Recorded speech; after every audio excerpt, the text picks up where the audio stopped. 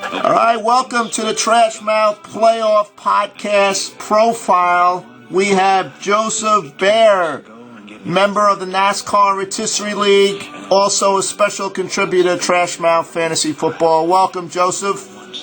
Hey, thank you. Thanks a lot, Dave. I think that me finally making it here is a real tribute to what hard work and intestinal fortitude and desire can really do for somebody. So I think this is a culmination of a lot of hard work and dreaming on my part. It's a pleasure to be here. All right, let's get right to it, Joesph.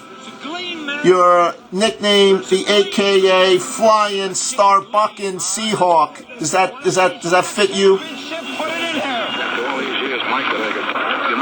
I'm sorry, I couldn't hear you, Dave. We're calling you the Flying Starbucking Seahawk. Yeah, I think that fits pretty well. I'm kind of somebody that has flown under the radar for a long time. I kind of just keep a low profile. People don't really know about me. But when they actually run into me and see what I can do, they're often surprised and generally end in inglorious defeat, walking off the field with their hands on their sides, wondering what just ran over them. All right. I think that's fitting. All right. We all want to know, how did you become a Seattle Seahawks fan? Well, I've always had a real knack for picking greatness. And, well, at first sight, you may not see the greatness way up there in the Pacific Northwest.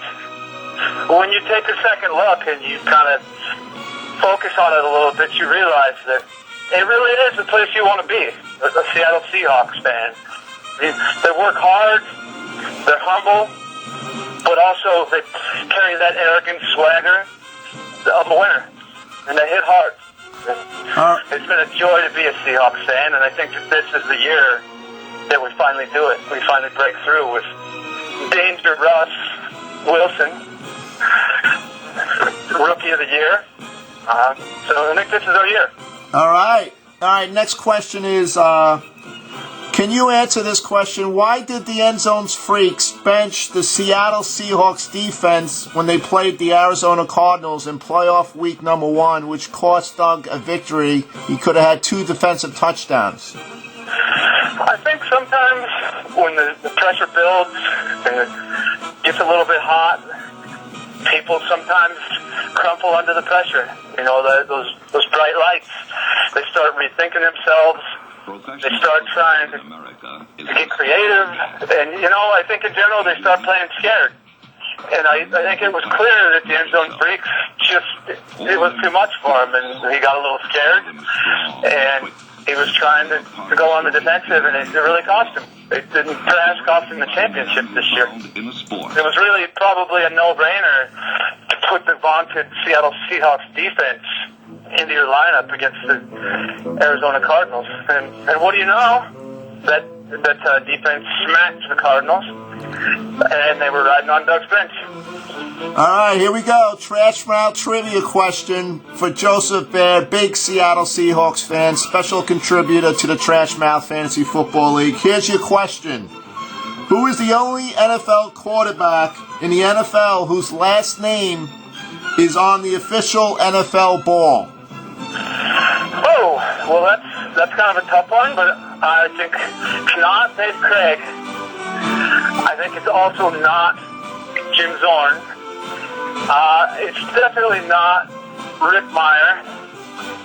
I don't think it was Warren Moon last time I looked. And it's certainly not Tavares Jackson. I'm going to have to say that it's Danger Russ Wilson, the phenom out of Wisconsin. Played baseball for a year, decided that baseball wasn't his thing, so he left the Colorado Rockies minor league organization and came back to football. A third-round draft pick, doing what he's doing this year, is just kind of amazing. So, yeah, the NFL put Russell Wilson's name on their balls. All right. Great. He's having a great season, you're right. If you were in Trash Mouth Fantasy Football as a general manager, what would be your team name, Joesph? You You know, that's something that I think I'd have to think long and hard upon. And I don't think that's something that you just take lightly. And there's just some things that you really can't prepare in advance for. You just, when they finally happen, it's when you begin to take in the gravity of that, and you move forward from that point. So I think that would be something that would require a lot of deliberation. And if I did reach that point, with all those long late-night bus rides to sacrifice myself to do what I love, finally paid off, I think at that point it would be something I would have to decide upon. Okay, that sounds fair. All right, there is a rumor in Trash Mouth fantasy football circles that you declined the signing bonus to sign with the GM to be a part of that organization. Is that true? I think that a lot of people want to talk. They want to get their scoops, and they want to be the first one to break some news. I don't think it would be fair to exactly discuss what's been offered to me, but let's just say there's a possibility that there were some offers with inappropriate signing bonuses.